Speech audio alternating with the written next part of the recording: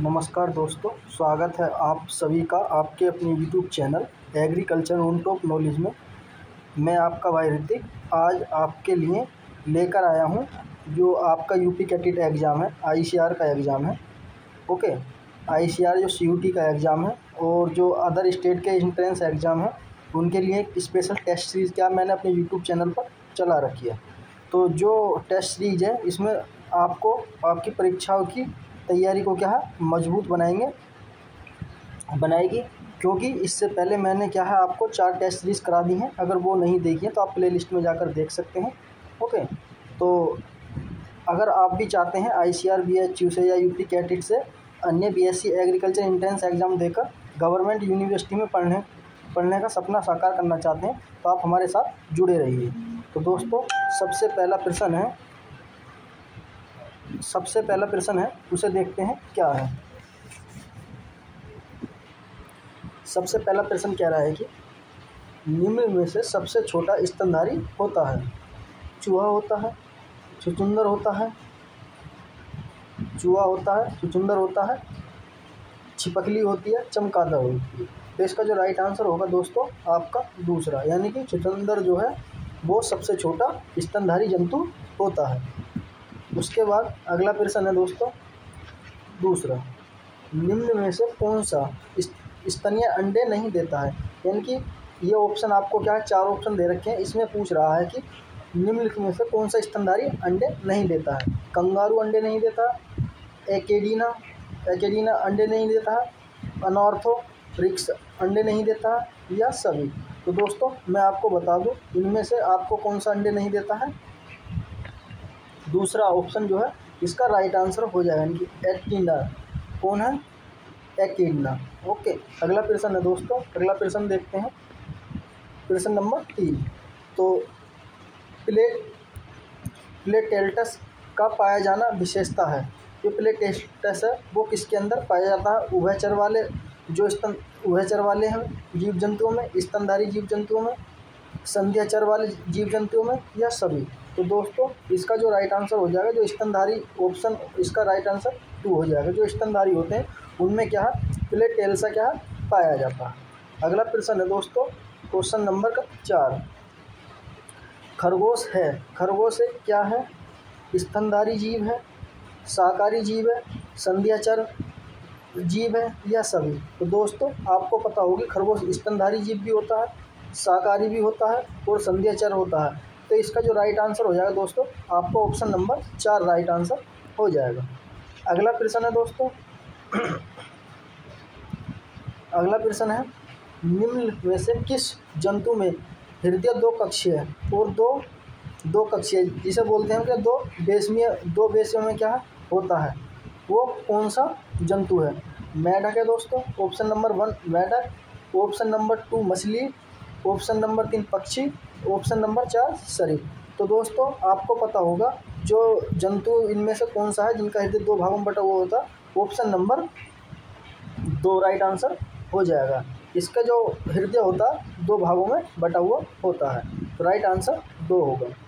अगला प्रश्न है दोस्तों, अगला प्रश्न है 6, क्रिस्टोलॉजी में किसका अध्ययन किया जाता है। तो दोस्तों क्रिस्टोलॉजी के अंदर चमगादड़ का अध्ययन करते हैं, ऑप्शन नंबर 1, ऑप्शन नंबर 2 चींटी है, ऑप्शन नंबर 3 घोंघा है, ऑप्शन नंबर 4 क्या है केंचुआ है।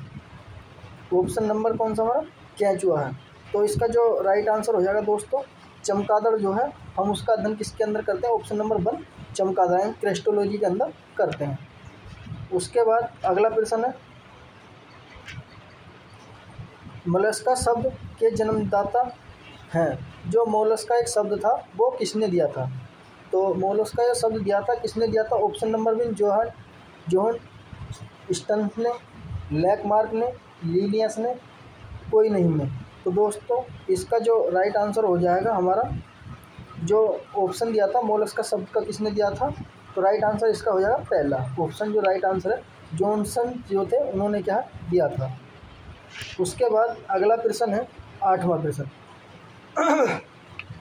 अमीबा में गमन का माध्यम है सीलियाएं द्वारा, सूडोपोडिया द्वारा, फ्लैजेला द्वारा, या सीटी द्वारा।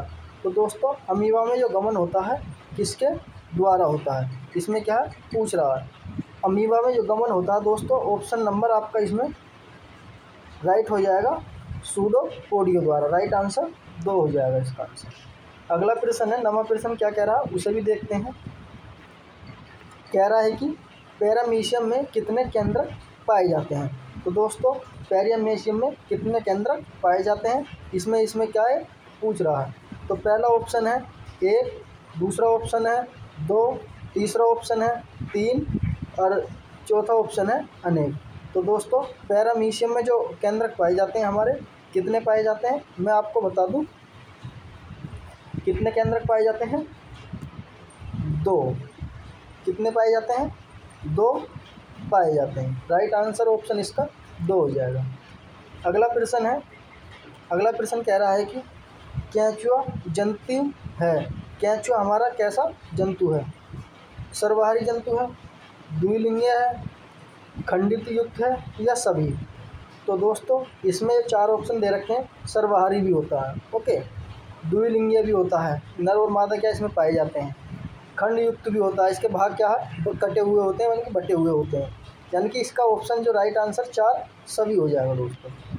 उसके बाद अगला प्रश्न है, अगला प्रश्न कह रहा है 11वां, टीनिया का प्रथम पोषद है। जो टीनिया है उसका प्रथम पोषद है, मानव है, सुअर है, कॉकरोच है, मेंढक है। तो आपको पता होगी हमारा जो टीनिया होता है, ठीक है, जो हमारे टीनिया पाया जाता है वो किसके अंदर, इसका जो राइट आंसर हो जाएगा आपका मानव हो जाएगा, ओके। किसके अंदर पाया जाता है, मानव के अंदर प्रथम पोषद होता है। उसके बाद अगला प्रश्न है 12वां कह रहा है कि निम्नलिखित में कौन सा जंतु सरीसृप और स्तनधारी के बीच का कड़ी है, एडकीना, अनार्थोरिक्सा, रेक्सी और आर्कोपेट्रिसा या पेरिपेटस।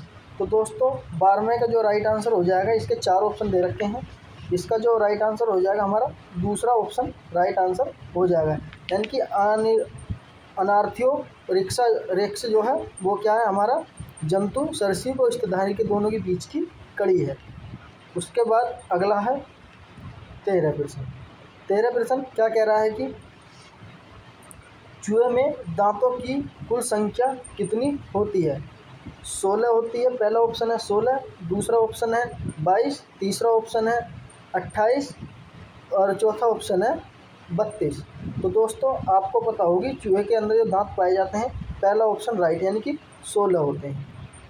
उसके बाद अगला प्रश्न है, कह रहा है कि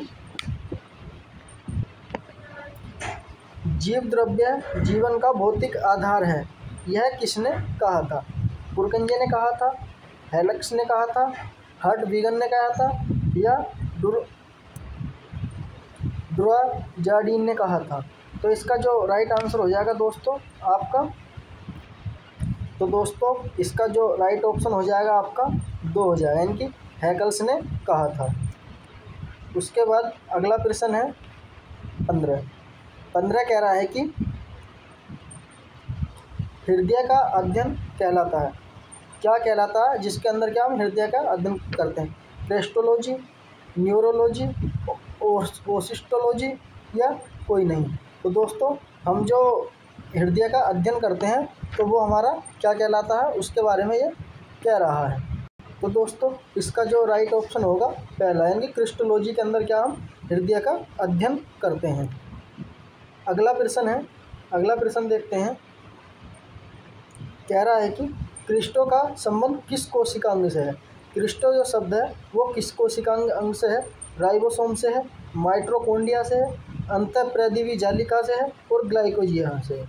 तो दोस्तों इसका जो राइट आंसर हो जाएगा आपको क्रिस्टोलॉजी का जो संबंध है वो किससे है, तो इसका जो राइट आंसर होगा माइटोकॉन्ड्रिया से, राइट ऑप्शन बी हो जाएगा।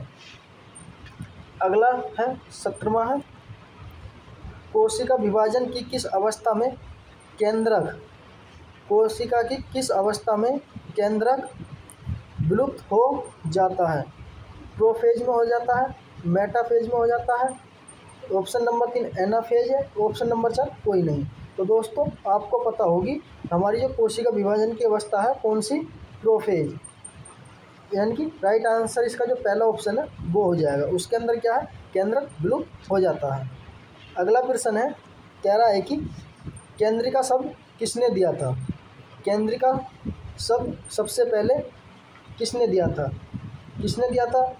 वीमेन ने दिया था, फ्रंटर ने दिया था, अल्टमान ने दिया था या टी रोबोट्स ने दिया था। तो दोस्तों सबसे पहले जो केंद्रिका शब्द दिया था वो किसने दिया था, इसका जो राइट आंसर हो जाएगा आपका 18 का फोंटेना। ओके, उसके बाद अगला प्रश्न है, यदि किसी पौधे की पत्तियों में गुणसूत्रों की संख्या 42 है तो युग्मक में कितने गुणसूत्र पाए जाएंगे। तो पहला ऑप्शन है 21, दूसरा ऑप्शन है 42, तीसरा ऑप्शन है 63, चौथा ऑप्शन है 84। तो आपको पता होगा दोस्तों इसका जो राइट आंसर हो जाएगा यानी कि पहला ऑप्शन 21 राइट आंसर हो जाएगा। अगला प्रश्न है 20, अचक्रीय प्रकाश संश्लेषण का उत्पादन होता है एटीपी से, NAD, PS2 से, O2 से या सभी से। दोस्तों इसका जो चौथा ऑप्शन राइट है वो सभी से हो जाएगा। अगला प्रश्न कह रहा है कि कीटों का वक्ष कितने भागों में बटा होता है। 3 भागों में बटा हुआ होता है, 4 में होता है, 5 में होता है, ऑप्शन नंबर 3 7 है, ऑप्शन नंबर 4 9 है। तो दोस्तों आपको पता होगी हमारे कीटों का जो वक्ष होता है वो कितने भागों में, 3 भागों में, यानी कि राइट ऑप्शन इसका हो जाएगा पहला, प्रोथोरैक्स, मीजोथोरैक्स और मेटाथोरैक्स। अगला प्रश्न है, कह रहा है कि 22वां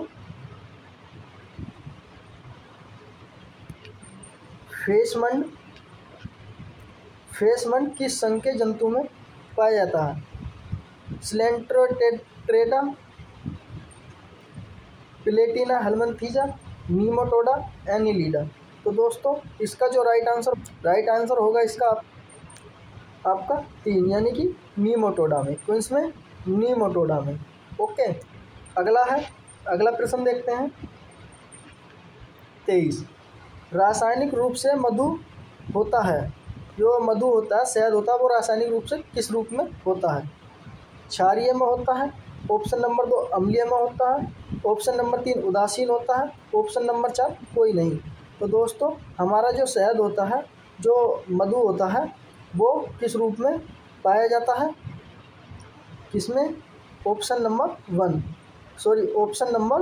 2 यानी कि अम्लीय में पाया जाता है। ओके, उसके बाद अगला प्रश्न है 24, कौन सा 24 प्रश्न है, 24 प्रश्न कह रहा है कि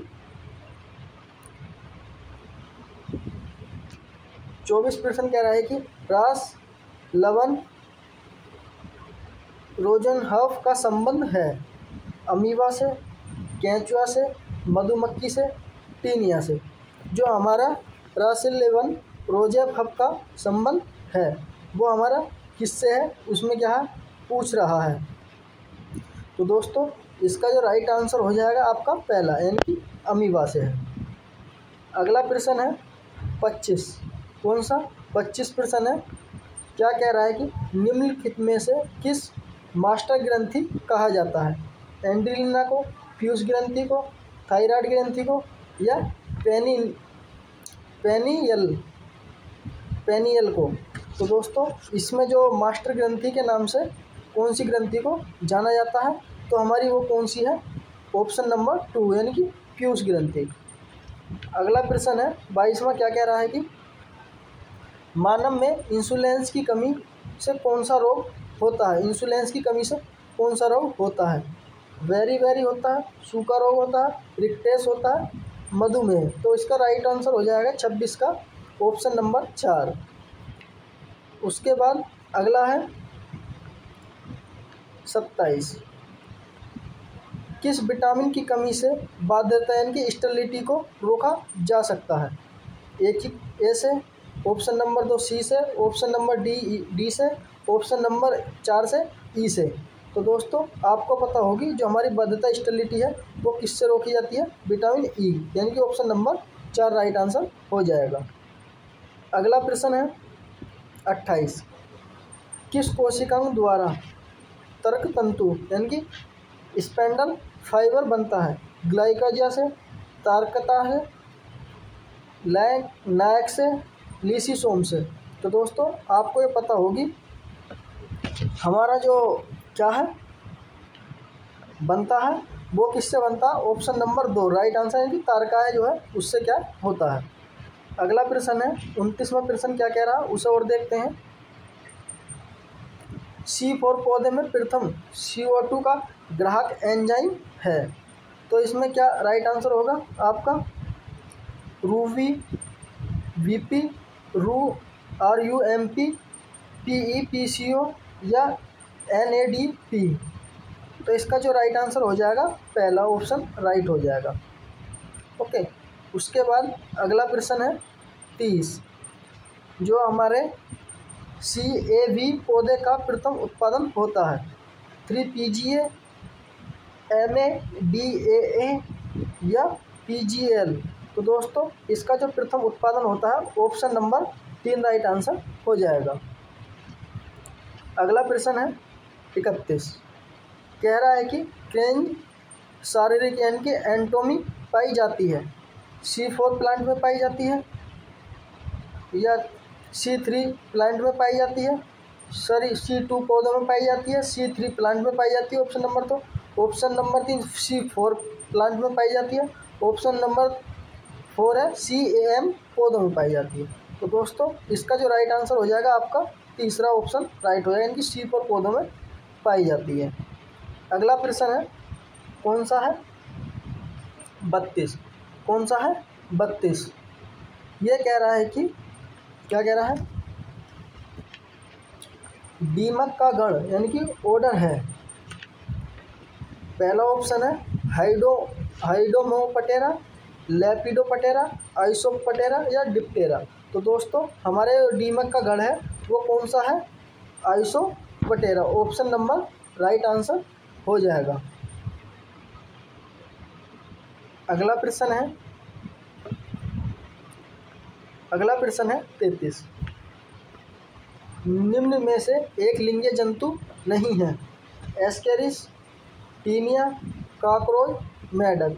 तो दोस्तों इनमें से कौन सा एक लिंगीय जंतु नहीं है उसकी बात इसमें कर रहा है। तो इसका जो राइट ऑप्शन होगा 2 यानी कि टीनिया। अगला प्रश्न है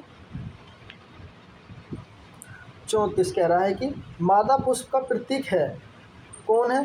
स्त्री चिन्ह प्रतीक है, तो इसका जो पहला हो जाएगा राइट आंसर हो जाएगा। अगला प्रश्न है 35 में कह रहा है कि निम्नलिखित में सबसे अधिक जल उपयोग दक्षता किस पौधे की है? धान की है, अरहर की है, गन्ना की है, सूरजमुखी की है। तो इसका जो राइट ऑप्शन होगा राइट आंसर हो जाएगा ऑप्शन नंबर 3 यानी कि गन्ने में सबसे ज़्यादा पानी लगता है। उसके बाद अगला प्रश्न है PSI1 का अभिक्रिया केंद्र है pH 700, pH 680, pH 430, pH 500। तो दोस्तों इसका जो राइट आंसर हो जाएगा आपका राइट ऑप्शन होगा आपका पहला यानी कि pH 700। अगला है 37 प्रकाश संश्लेषण की क्रिया सबसे अधिक किस रंग के प्रकाश की होती है? हरे रंग की, बैंगनी रंग की, नीले रंग की या लाल रंग की। तो दोस्तों सबसे ज़्यादा जो प्रकाश संश्लेषण की क्रिया होती है वो किसमें होती है? लाल रंग की होती है, ऑप्शन नंबर 4। अगला प्रश्न है 38 निम्नलिखित में कौन सा द्विबीजपत्रीय पौधा नहीं है? केला, अरंडी, सूरजमुखी, सरसों। तो दोस्तों इसमें जो द्विबीजपत्रीय पौधा नहीं है वो हमारा क्या है? केला। कैसा प्लांट है? मोनोसियस प्लांट है। इसका राइट ऑप्शन 1 हो जाएगा। दोस्तों अगर आपको ये वीडियो पसंद हो ठीक है तो वीडियो को लास्ट में लाइक करें और चैनल को सब्सक्राइब कर लें इसे और बेल आइकन दबा दें जिससे आने वाली हर एक वीडियो का नोटिफिकेशन आप तक क्या आ जाए। अगला प्रश्न है परासरण की क्रिया है परासरण की क्रिया है। किससे है? ठोस से है, द्रव से है, गैस से है या सभी से है? तो इसका जो राइट आंसर हो जाएगा, आपको मैं बता दूं, परासरण की जो क्रिया होती है वो किससे होती है? द्रव से होती है, यानी कि राइट ऑप्शन 1 हो जाएगा इसका। अगला प्रश्न है 40।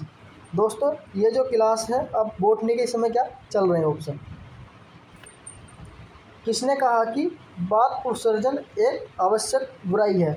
ऑप्शन नंबर 1 स्टीफन्स हेलस ने कहा था, ऑप्शन नंबर 2 कार्टी ने कहा था, ऑप्शन नंबर 3 डार्विन ने कहा था, ऑप्शन नंबर 4 अरस्तू ने कहा था। तो दोस्तों किसने बताया कि वाष्पोत्सर्जन जो होती है वे बहुत ही आवश्यक बुराई है? तो किसने कहा था? हमारे कार्टी ने। ऑप्शन नंबर 2 राइट आंसर हो जाएगा।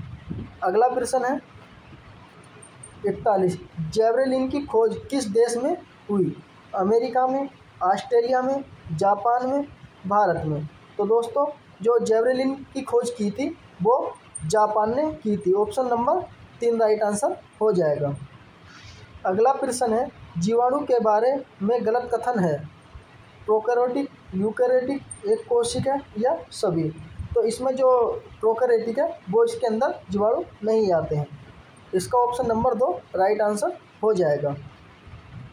अगला प्रश्न है 43।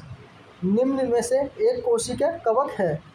Neurospora, Rhizopus, Mucor, yeast? Option number 43 का क्या होगा? ऑप्शन नंबर 4 राइट आंसर, यानी कि ईस्ट हो जाएगा। अगला प्रश्न है 44। कह रहा है कि शैवालों का अध्ययन कहलाता है माइकोलॉजी, फाइकोलॉजी, बैक्टीरिकल्चर या बैक्टीरियोलॉजी? दोस्तों जिसके अंदर हम क्या है शैवालों का अध्ययन करते हैं उसे क्या कहते हैं? फाइकोलॉजी। इसका राइट ऑप्शन 2 हो जाएगा। अगला प्रश्न है साथियों 45। एड्स रोग का कारण है? कवक है, शैवाल है, जीवाणु है या विषाणु है? तो दोस्तों इन 4 ऑप्शन में से आपका ऑप्शन नंबर 4 राइट आंसर हो जाएगा। विषाणु के थ्रू क्या है एड्स होता है। अगला प्रश्न है 46। विज्ञान दिवस कब मनाया जाता है? ऑप्शन नंबर 1 28 फरवरी को, ऑप्शन नंबर 2 14 जून को, ऑप्शन नंबर 3 25 अप्रैल को, ऑप्शन नंबर 4 16 नवंबर को? तो दोस्तों हमारा विज्ञान दिवस मनाया जाता है वो मनाया जाता है ऑप्शन नंबर 1 28 फरवरी को। अगला प्रश्न है दोस्तों 47 में प्रश्न है, कह रहा है कि गुड़हल किस पौधे का पौधा है, यानी कि गुड़हल किस कुल का पौधा है? सोलेनेसी का है, मालवेसी का है, ऑप्शन नंबर 3 टीलिएसी का है, ऑप्शन नंबर 4 लेग्यूमिनेसी का है? तो दोस्तों गुड़हल जो है हमारा वो किस फैमिली का है? तो वो है हमारा ऑप्शन नंबर 2 मालवेसी फैमिली का। अगला प्रश्न है 38वां, कह रहा है कि प्रमाणित बीज पर कौन सा टैग लगाया जाता है? सफ़ेद टैग लगाया जाता है, हरा टैग लगाया जाता है, सुनहरा पीला टैग लगाया जाता है या कोई नहीं? तो दोस्तों जो हमारा प्रमाणित बीज होता है, ठीक है, प्रमाणित बीज पर जो लगाया जाता है कौन सा टैग लगाया जाता है? आप हरे की जगह नीला कर लो, यानी कि नीला टैग। ऑप्शन नंबर इसका 2 राइट आंसर हो जाएगा। अगला प्रश्न है 49 कपास के फल का प्रकार है, यानी कि कपास जो है उसका फल है वो किस प्रकार का है? सिलुआ है, लेम्टमन है, रेगमा है या स्पूटा है? तो इसका दोस्तों राइट आंसर हो जाएगा आपका 4, यानी कि स्पूटा इसका ऑप्शन नंबर राइट हो जाएगा। अगला प्रश्न है 50। आज का लास्ट क्वेश्चन है, पुष्पाक्ष पर लगे पुष्पों का व्यवस्थित क्रम को क्या कहते हैं? पुष्पक्रम कहते हैं, बीजांड नास्य कहते हैं, पर्णविन्यास कहते हैं, एंस्टी वेंस कहते हैं? तो दोस्तों इसका जो राइट आंसर हो जाएगा आपका पहला ऑप्शन, यानी कि पुष्पक्रम कहते हैं। तो दोस्तों आज की टेस्ट सीरीज में आपने कैसे किया और आपका स्कोर नीचे कमेंट में बताएं। आपने जो स्कोर किया कैसा किया वो मुझे कमेंट में बताएं। अगर आपको यह टेस्ट सीरीज पसंद आई हो तो वीडियो को लाइक करें, शेयर करें और चैनल को सब्सक्राइब ज़रूर करें। हम अगले टेस्ट में नए सवालों के साथ फिर मिलेंगे। तब तक के लिए keep learning and keep growing, यानी कि आप पढ़ते रहिए और अपनी ग्रो बढ़ाते रहिए हमारे साथ मिलकर। तो थैंक यू दोस्तों, मिलते हैं अगली वीडियो में। तब तक के लिए हमें इजाज़त दें। मस्त रहें, स्वस्थ रहें। धन्यवाद।